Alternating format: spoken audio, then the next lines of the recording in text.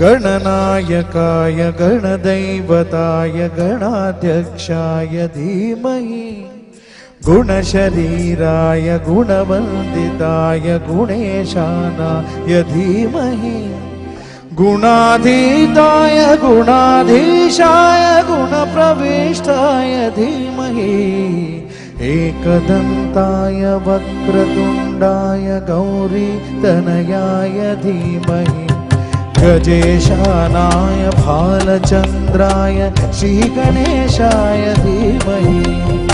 एकदन्ताय वक्रतुण्डाय गौरीतनयाय धीमहि गजेशानाय भालचन्द्राय श्रीगणेशाय धीमहि